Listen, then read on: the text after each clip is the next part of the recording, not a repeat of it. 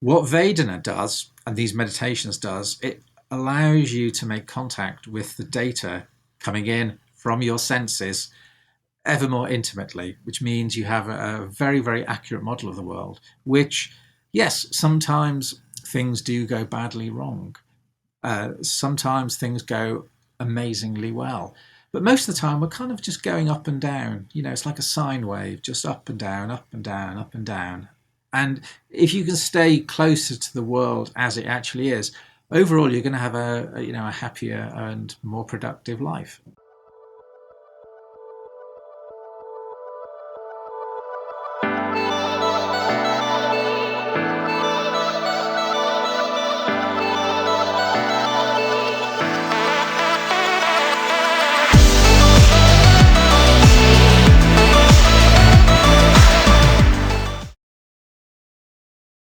One of the things Yeah. that I talked to you about a little bit offline was when Yeah. I first started reading this book, the idea of Vedana was Yeah. was a little bit hard for me to grasp. And it was, I kind of understood a little bit, when you're practicing mindfulness, you start to become more aware of your feelings, you start to become more aware of things like that. But going back to that inception was a little bit hard for me to get clear on.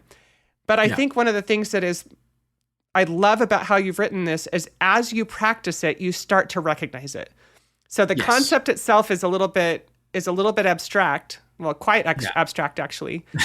Um, Yes. but as you go through each of the weeks, it starts to become clear because you're of what you're doing in the practice. So Yeah. was that difficult for you to figure out how to help people get clarity on that? Because I was really interested in how you came up with explaining that concept to people because it is so abstract.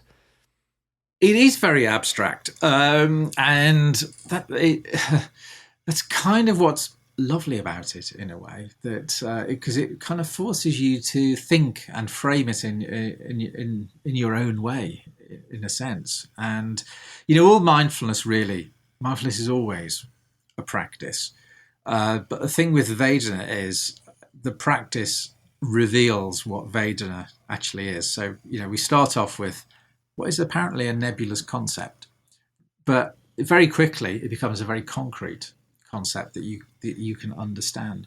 And what we love most about it is the way it fits in to modern neuroscience. Because over the last 10 years or so, really over the last 5 years or so, it's become a little clearer as to how the mind becomes aware, makes sense of the world. And it is completely counterintuitive. It is the total opposite to what people think. Everybody, including me, assumed that we make sense of the world because our senses gather information and feed it into the brain. And then the brain works some kind of magic and we become aware. And that seems to be completely wrong. The way our brains work is we have models of the way the world is. And the information comes from our senses. And let me go back a step. We become aware by constructing a model of the world, the way we think it is. And that's actually what we experience. We experience this. Some people describe it as like a controlled hallucination, in that our experience of the world is essentially one part of the mind projecting it into another. And the data from our senses actually corrects the model. So we've got information of a construct of the way we think the world is. Data comes in from our senses, and the mind essentially chooses which is the most accurate model. So we have a great number of models running in parallel. And the one that accords most with reality is a fraction of a moment of our experience of the world. A good example is if you're in the UK and somebody says Houses of you know what the next word is, Houses of Parliament. You've just saved a moment of time for you to kind of capture the whole concept of that sentence. But not only that, it's not just you've heard a word, Parliament. By gathering, you've constructed an entire world whilst somebody is saying that word Parliament, you see pictures of it in your mind, pictures of Big Ben, for example. You may have visions or pictures of members of Parliament shouting at each other, arguing. All these concepts just suddenly appear in your mind while somebody said the word Parliament, and actually you've just heard the word pa. But this gives you moment. It conserves energy for you to capture a lot more information about the world. So it helps us to have a richer experience of the world. So when I first came across this concept, I found it slightly depressing because it felt like I could never make contact with the real world. It was all in my imagination. The world was out there and it was different to what was going on in my head.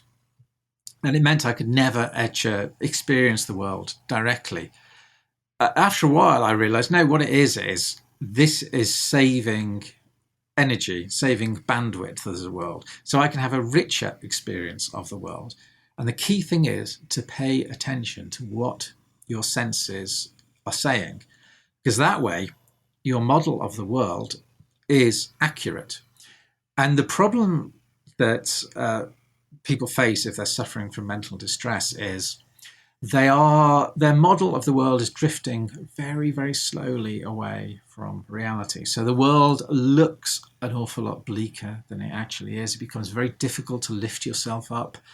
So you get ever more anxious, stressed, and ultimately depressed. And then you might flip the other way, as a reaction to that. And, especially in the cases of bipolar, you become super energetic and super creative, and then you crash again. And this is actually because the model is just drifting temporarily away from the real world.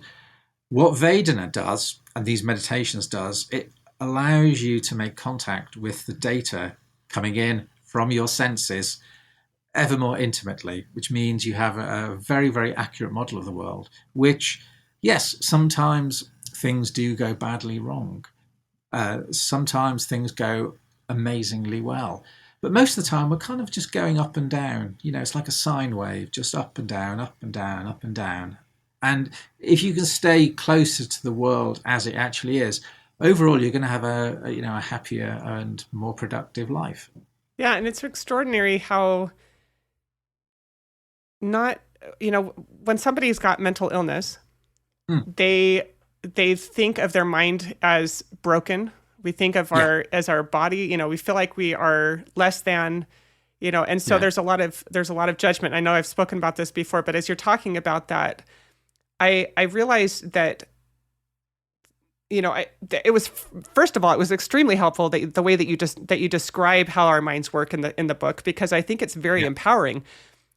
Yeah. Understanding how our brains work, understanding what's causing the distress, helps us it empowers us to actually take back the control by just learning how to be present and learning how to work with our minds and learning how to appreciate what our minds are doing.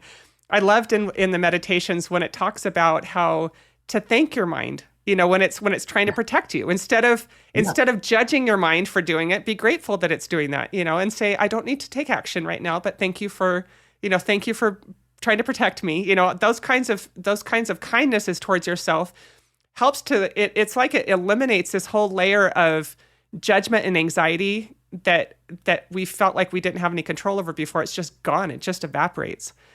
It's extraordinary. Yes. Yeah. It is amazing the way this whole field is progressing at absolutely lightning speed. It's become apparent over the last few years that, some parts of the visual cortex, the way we see things, by some measures, there is 10 times as much information flowing from one side of the mind into the visual cortex, from the brain into the visual cortex, as is coming in from the eyes.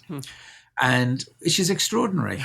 And also the mind or the brain is projecting these models of what it expects out to the senses.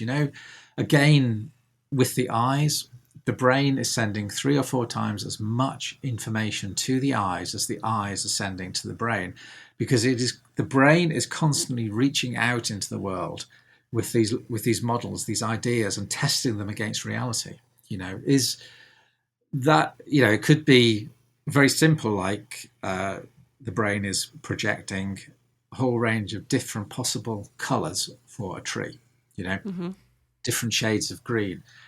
Then all of a sudden, it realizes it's not a tree and it's a blue color. And that is like a shiver it's like a moment where you suddenly snap ever more closely into reality, and you really start to pay attention at that moment, as you suddenly realize you're not looking at a tree, you're looking at a shed that's got a tree painted on it.